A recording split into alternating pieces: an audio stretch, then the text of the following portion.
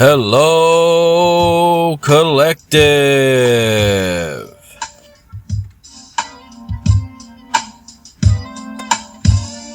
It's that time again. It's time for another exciting episode of Two Tones Twisted Tarot Tales. I'm your host, Two Tone. I will be delivering to you a twisted tarot tale on a public figure or celebrity. So let's get started. All right, guys, I'm going to try to create a new playlist, the Supreme Court Justices playlist. And this reading is going to be for the Supreme Court Justice Samuel Alito. Just give me a second here, and I'm going to find something about him. All right, guys, hold on a second. I always get these started without putting on my glasses, and then I have to pause it, you know.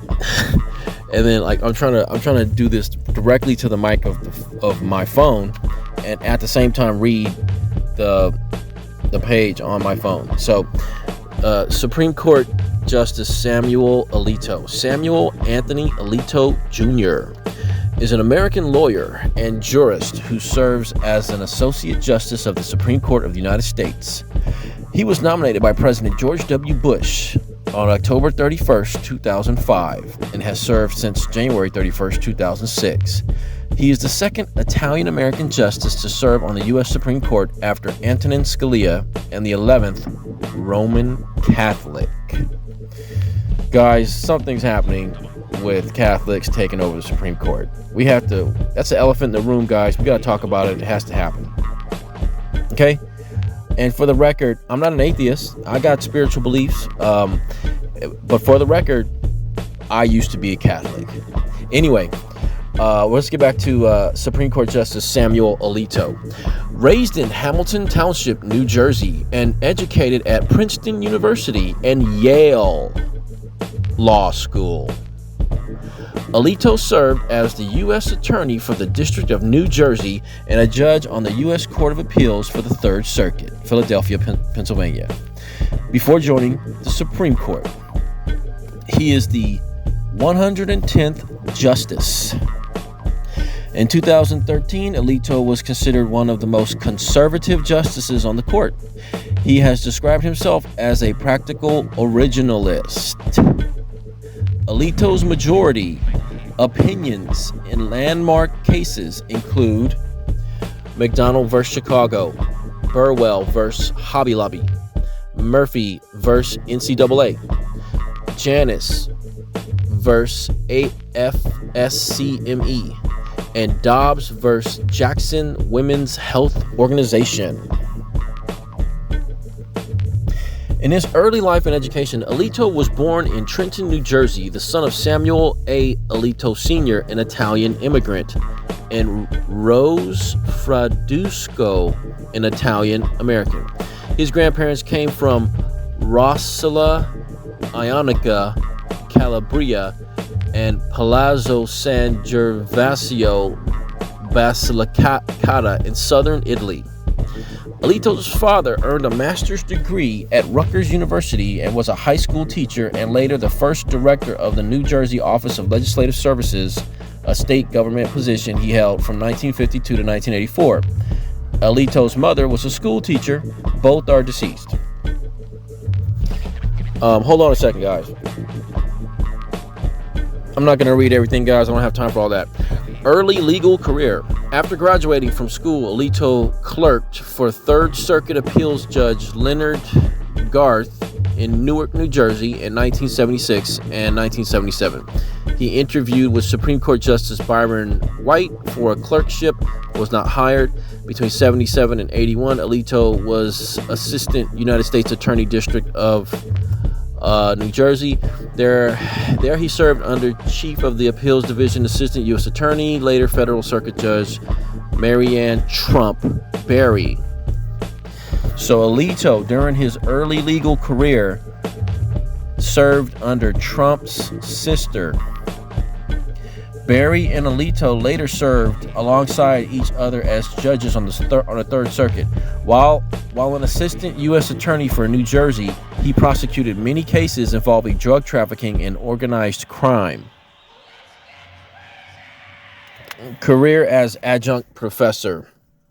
As adjunct professor at Seton Hall University School of Law in Newark from 1999 to 2004, Alito taught courses in constitutional law and an original course on terrorism and civil liberties. In 1995, he was presented with the school's St. Thomas More Medal in recognition of his outstanding contributions to the field of law. On May 25, 2007, he delivered the commencement address, blah, blah, blah, blah. Alito is a member of the Federalist Society, which is a group of conservatives and libertarian lawyers and legal students interested in conservative legal theory. As a visiting professor at Duke University School of Law, Alito taught current issues on constitutional interpretation in the fall of 2011 and a course in the Master of Laws and Judicial Studies program in summer of 2012.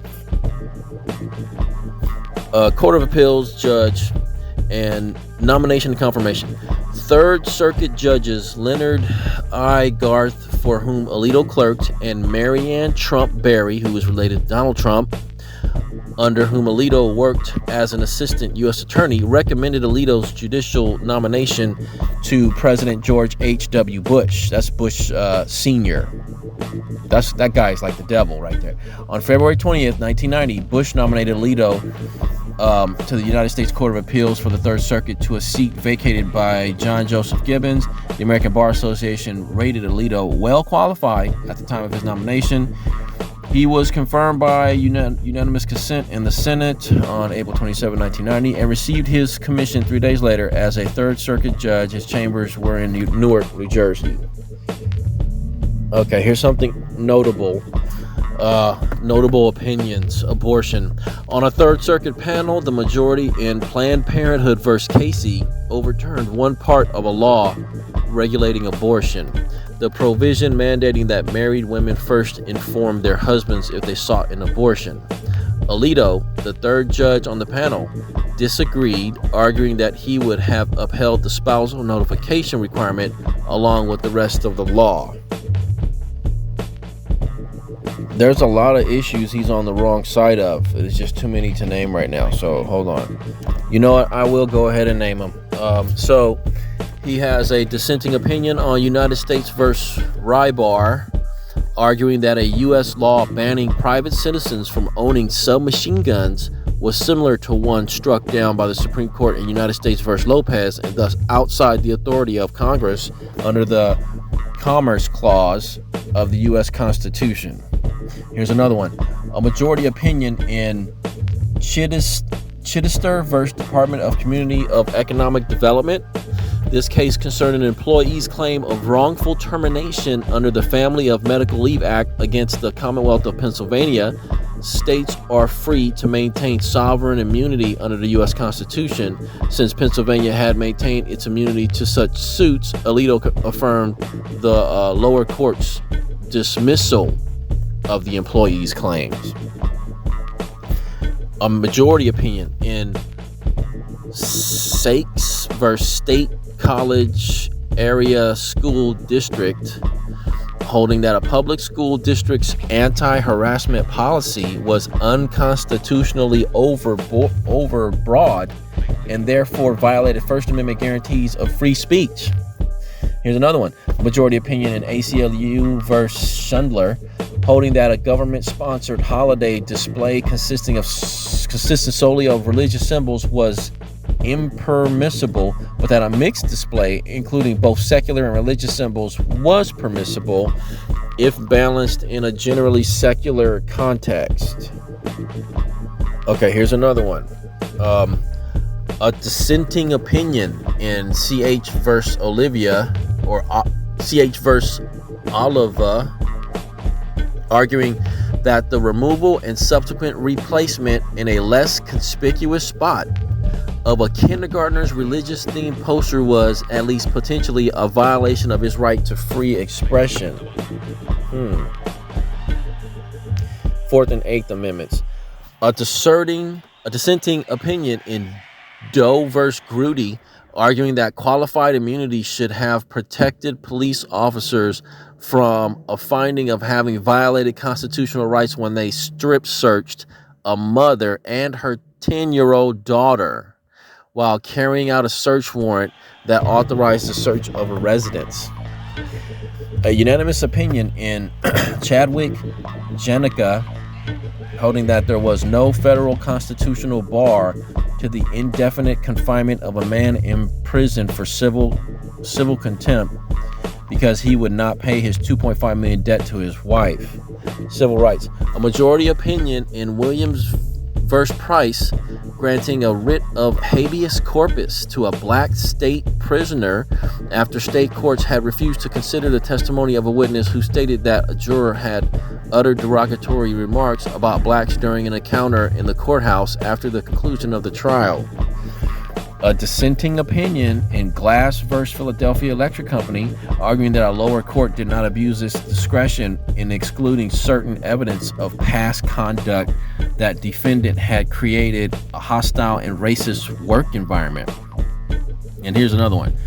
A major opinion in Robinson versus City of Pittsburgh, rejecting a female police officer's equal protection-based sexual harassment and retaliation claims against the city and certain police officials, and rejecting her Title VII based retaliation claim against the city, but allowing her Title VII based sexual harassment claim against the I don't know about that one, but so those are some of his. Those are the positions he's been taking on the court. So hold on. Let's see. All right, guys, here's an article. I know it's a little bit old, but it's from Mother Jones, written by Stephanie Mintzimmer. It's from June 24th. It was always going to be Alito. Since early May, when Politico published the leaked draft Supreme Court opinion in Dobbs versus Jackson Women's Health Organization that today overturned Roe versus Wade and rolled back half a century of reproductive rights, there has been a lot of analysis on how we got here. The easiest points of reference have been the obvious inflection points in recent Supreme Court history.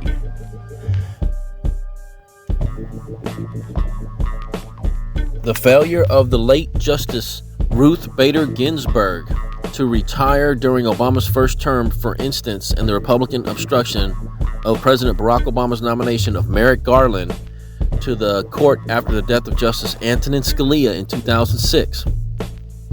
Looming large, of course, was the 2016 presidential election of Donald Trump, who appointed 3 of the conservatives who voted in favor of wiping out Roe, including Justice Neil Gorsuch, who occupies the seat that should have gone to Garland, and Justice Amy Coney Barrett, who replaced Ginsburg.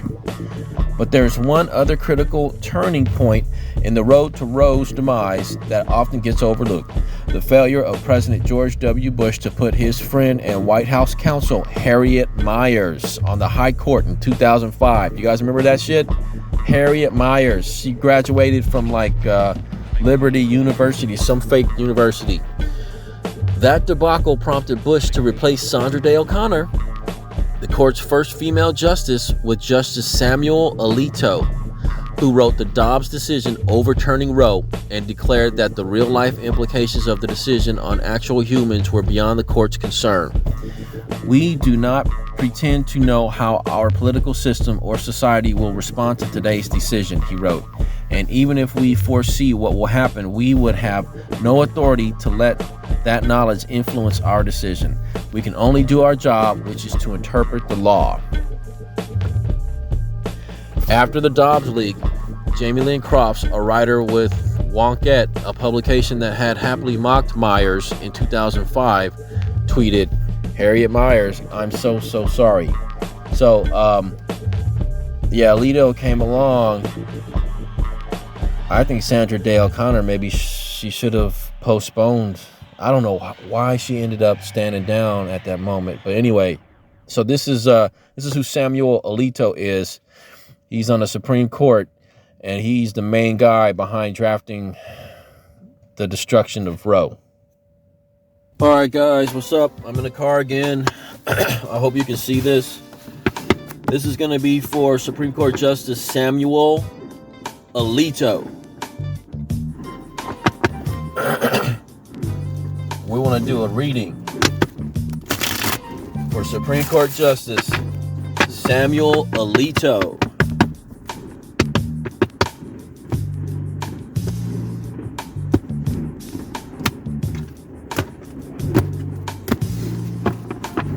All right, everybody, we want to know.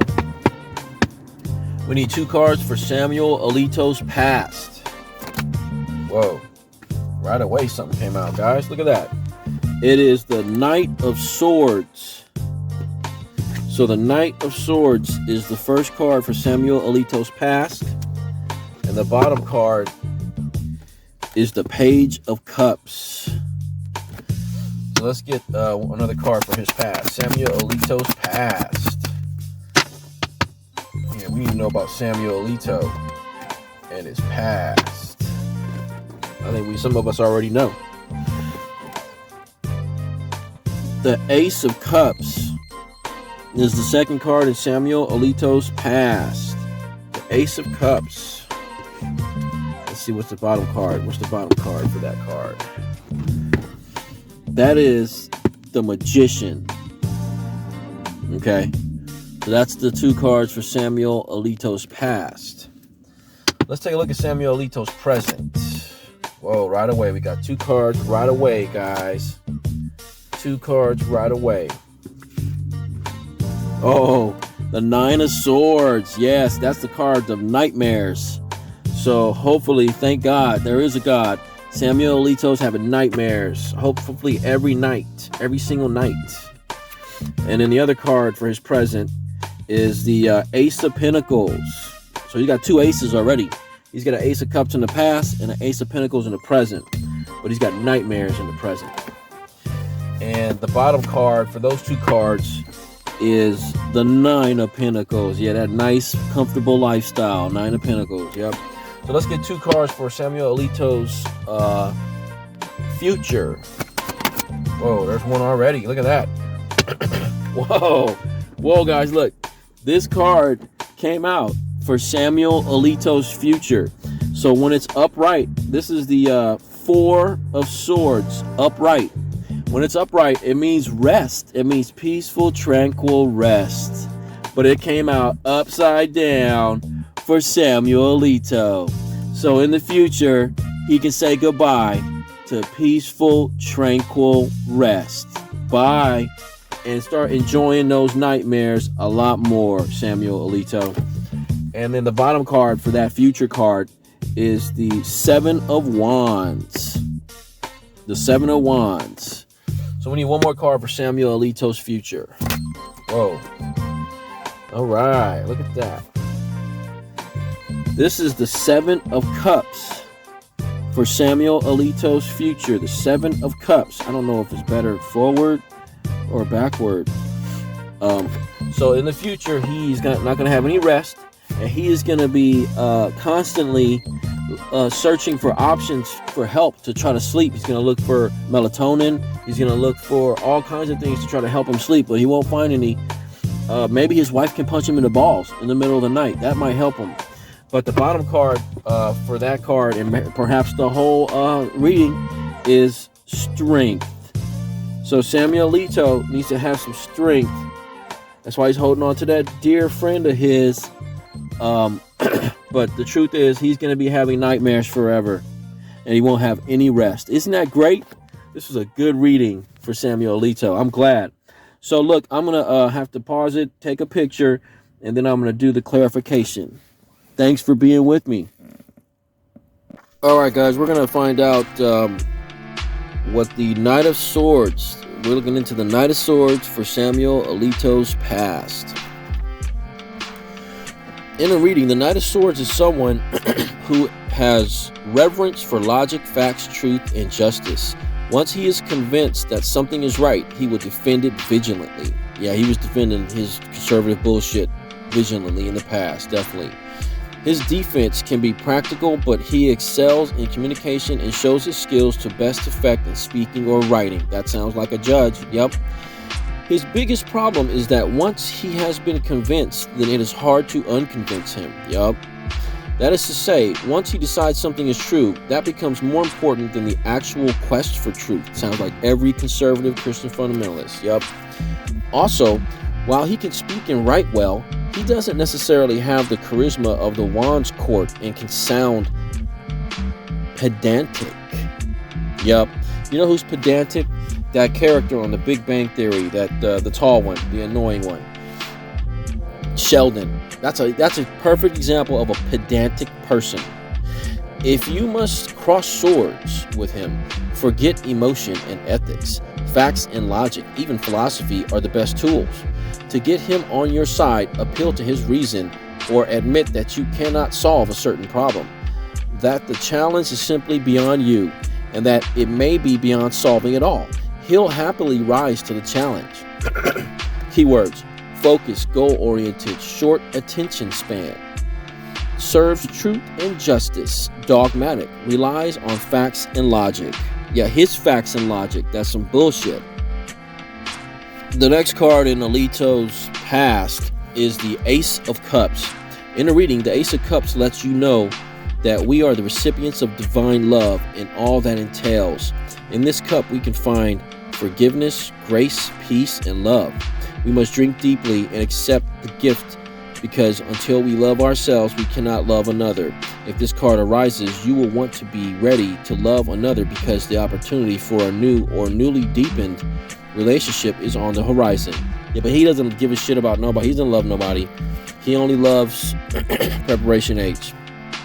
To make the most of it, you'll want to be prepared. So keywords: relationship, peace, love, healing, grace, creativity, joy, overwhelming emotions, intuition, affection, and hemorrhoids. Okay, so in the first card in Samuel Alito's present is the Nine of Swords.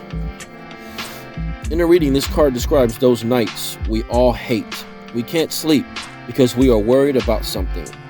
So many things can cause this, such as being evil, regret over inaction or careless word, a bad decision about the majority of court cases, an upcoming confrontation with the reality and life of the American people, or disastrous possibilities that may or may not ever occur.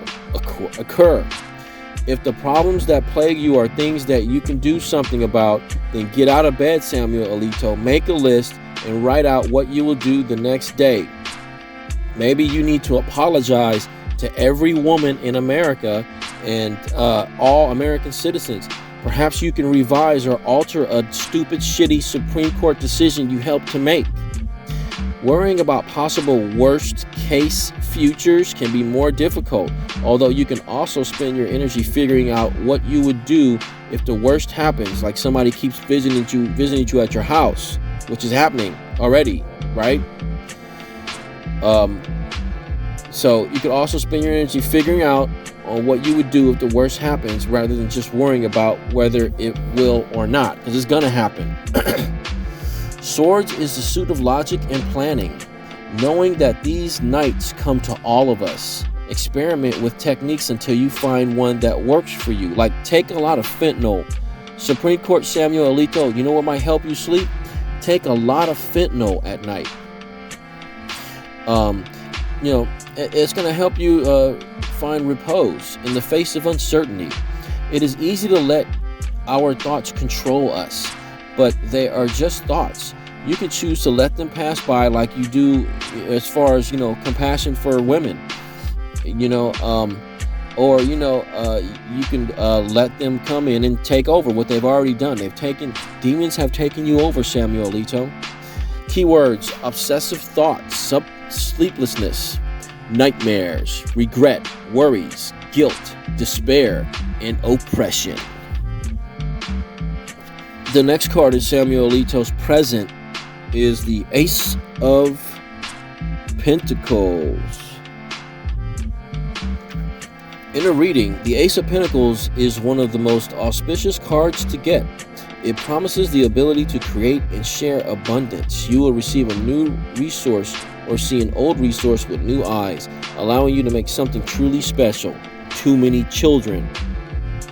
Use your gift to add value to the world, whether through something practical or through something beautiful or both. The irony of this card is that wealth is not meant to be hoarded, but instead seems to multiply when it is shared.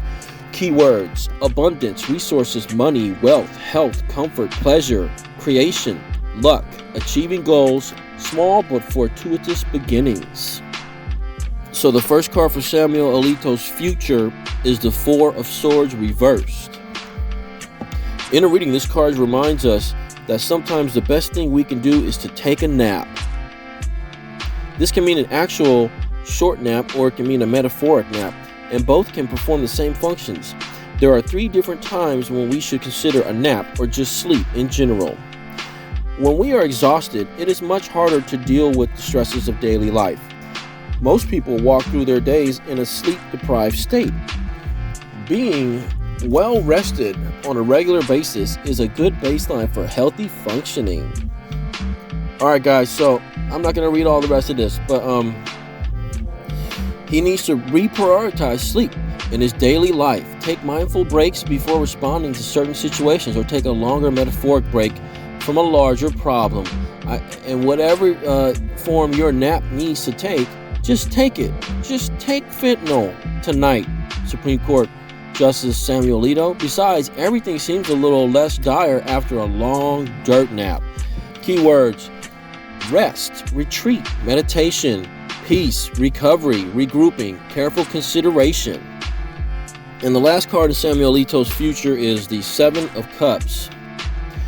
In a reading, this card focuses on creativity, invites us to lean into our imagination, and beckons our curiosity. The world is full of possibilities. Some already exist. Some scare us even if we aren't sure why. Some pull at our hearts like the call of home.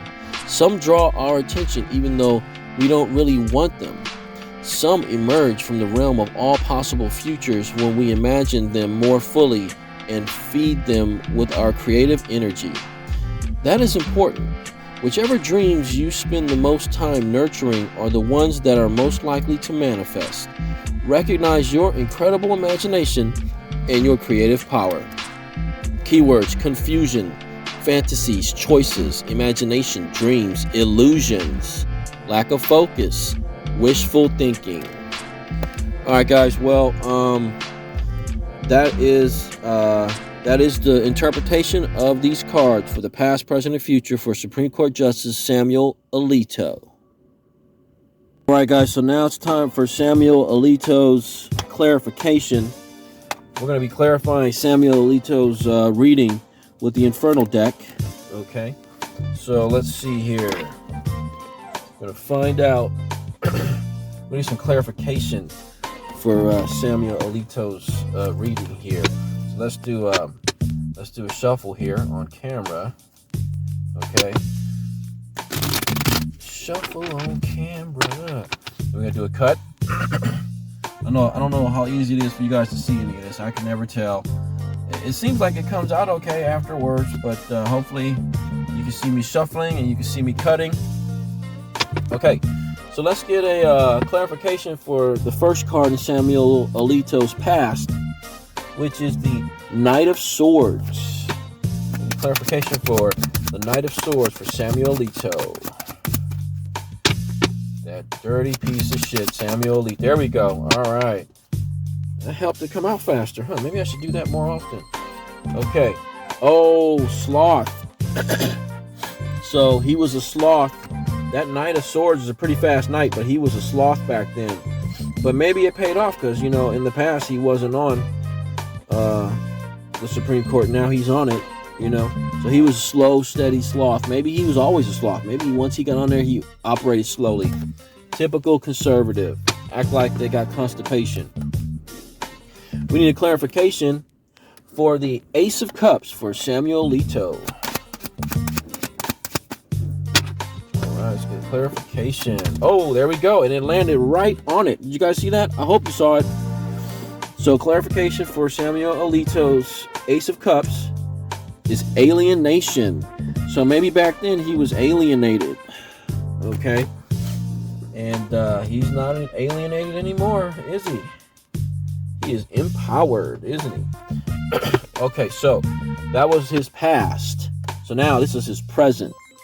The Nine of Swords. We need clarification for Samuel Alito's present. Nine of Swords. Whoa.